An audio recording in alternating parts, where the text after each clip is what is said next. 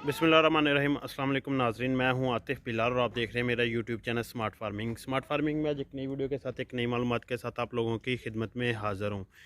जी, तो आज जो मेरी वीडियो है वो दरअसल है कि बकरी फार्मिंग शुरू करने से पहले कौन सी ब्रीड आपके पास होनी चाहिए, कि किस ब्रीड पे काम करना चाहिए। मैं पहले वीडियो बना चुका हूँ कितनी बकरियों से काम स्टार्ट लेना चाहिए। फिर मैंने आपको उस वीडियो में वादा किया था कि मैं बताऊँगा कि किस ब्रीड पे काम करना चाहिए। तो मैंने सोचा क्यों ना अब आप लोगों के साथ ये वीडियो भी शेयर की जाए। तो काइंडली आप दोस्तों से रिक्वेस्ट है कि हमारे चैनल स्मार्ट फार्मिंग को सब्सक्राइब कर लें और ज़्यादा से ज़्यादा लाइक एंड शेयर ज़रूर करें, ताकि आने वाली वीडियो के नोटिफिकेशन आप तक पहुंचते रहें। सब्सक्राइब के बाद साथ बेल आइकन का बटन ज़रूर होता है, उसे ज़रूर प्रेस कर लिया करें। जी, तो बढ़ते हैं अपने टॉपिक की तरफ है। काफ़ी ज़्यादा दोस्त इस चीज़ को लेके ना हमसे सवाल करते थे कि हमने फार्मिंग स्टार्ट करनी है, किस ब्रीड से करें, किस तरह की बकरियों से स्टार्ट लें। तो मैं आज आप लोगों के साथ ये शेयर करूंगा कि किस तरह की ब्रीड से काम स्टार्ट करना चाहिए और कौन कौन सी बकरियां पहले रखनी चाहिए। तो काफ़ी ज़्यादा लोग ना सोच रहे होते हैं कि हम महंगी नागरा बीतल या किसी भी ब्रीड पे काम करना चाहे, गुलाबी मक्खी चीनी, वो महंगी बकरियों की तरफ भागते हैं। वो उनका ज़हन बना है, वो कह रहे कि आप फ़लाँ बंदे के पास इतनी बड़ी बकरियां, फ़लाँ बंदे की। यार, शुरू में कोई भी मतलब इतने ज़्यादा से स्टार्ट नहीं करता है कि उसके पास इतनी बड़ी बकरियां। वो आस्ता आस्ता एक टाइम लगता है, फिर उससे उनके पास ब्रीड कलेक्ट होती है, फिर जाकर बड़ी बकरियां बनती है। सब कुछ बाद में बनता, पहले इस हर बंदे के पास नॉर्मल ही होता है काम जब स्टार्ट होता है ना। तो इसी तरह हमारे पास भी पहले मतलब इतनी कोई टॉप की बकरियां नहीं थी, फिर आस्ता आस्ता बकरियां बनने में टाइम लग गया। तो अब अल्हम्दुलिल्लाह हमारे पास एक अच्छी और प्यारी अपनी घर की ब्रीड बन चुकी है। इतनी हमारे पास अच्छा रेवड़ भी क्या कहा जा सकता है बन चुका है। तो हर तरह का ना मतलब अब हमारा जो सिस्टम है वो बन गया है। लेकिन हर बंदा इस तरह अब देख के मेरे फार्म को या मेरी बकरियों को देख के कह रहा है कि यार मैं भी स्टार्ट ले लूँ, मैं भी फलां कर लूँ, मैं भी इस तरह करूँ, कि ब्रीड की नहीं समझ आती। कुछ लोग भागते हैं कि हम दोगली ख़रीदें, कुछ कुछ हर बंदा ना अपना ज़हन के हिसाब से अंदाज़े लगा रहा है कि यार मैं फ़लानी ब्रीड ख़रीद लूँ, फ़लाँ कर लूँ। लेकिन मैं वीडियो में बताऊंगा, हमने जब भी स्टार्ट लेना ना एक नॉर्मल ब्रीड से लें।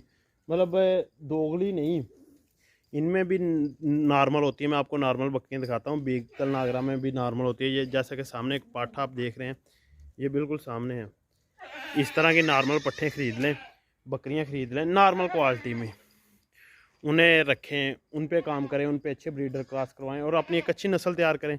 लाजमी आपने दोगली से आस्ता आस्ता जाना है। जितनी कि आपने दोगली बकरी ख़रीदनी है उससे 2-4 हज़ार रुपया ज़्यादा डाल के इस तरह की बकरी ख़रीद लें। तो दरमियानी बकरियों से अपना काम स्टार्ट लें, उन पे अच्छे ब्रीडर क्रॉस करवाएं, फिर आस्ता आस्ता अपनी अच्छी ब्रीड की तरफ चले जाएं। जब आप 1-2 साल गुजर जाएंगे इसी काम में, तकरीबन 2 साल गुजर जाएं, फिर आप चाहे उन सारे जानवरों को पिछलों को सेल करके ना, आपके पास उस वक्त आपने 2-4 से स्टार्ट लिया तो 2 साल में ज़्यादा नहीं तो आपके पास अगर आप 5 बकरियों से स्टार्ट ले लें ना, एस्टिमेट आपके पास 2 साल बाद ना तकरीबन 25 जानवर होंगे। अगर आप सेल नहीं करते, मेरे हिसाब से 5 बकरियों से ले रहे हैं तो वो 2 साल बाद आपके पास 25 जानवर। फिर उस वक्त आप 25 जानवर वो सेल करके ना 5 बड़ी बकरियां खरीद सकते हैं। तो मतलब वो 25 जानवर आपके इस मालियत के होंगे। अगर आपके नॉर्मल बकरियों के, दोगली बकरियों का नहीं मैं बता रहा हूँ, इनमें ही नॉर्मल बकरियों के बच्चे होंगे, तो आप वो उस वक्त 5 या 6-7 जितना भी मतलब आप की अच्छी केयर होगी, अच्छा सा, तो आप जानवर इजीली इतने ख़रीद सकते हैं। फिर प्रॉपर फार्मिंग आपकी 2 साल बाद फिर स्टार्ट होगी। ना तो आपको ज़्यादा इन्वेस्ट करना पड़ेगा। मेन लोग ज़्यादा इसी चीज़ को करते हैं कि यार हमें पता नहीं कितना ज़्यादा इन्वेस्ट करना पड़ जाएगा अगर हम बड़े जानवर ख़रीदें। तो ये स्पेशली वीडियो उनके लिए थी जो ब्रीड को लेकर ना काफ़ी ज़्यादा मतलब डिस्टर्ब थे कि हम कौन सी ब्रीड से काम स्टार्ट करें यार, किस तरह की बकरियों से स्टार्ट करें। तो पहले दिन मतलब कोई भी इतना ज़्यादा ये इतनी जल्दी तरक्की नहीं कर जाता। इसके लिए थोड़ी सी स्ट्रगल करनी पड़ती है, मेहनत करनी पड़ती है। उसके बाद जाकर आप जब 2 साल गुजर जाएंगे, आपके पास 5 अच्छी बकरियां आ जाएगी, एक ब्रीडर आ जाएगा, फिर आपकी प्रॉपर फार्मिंग आप स्टार्ट करेंगे।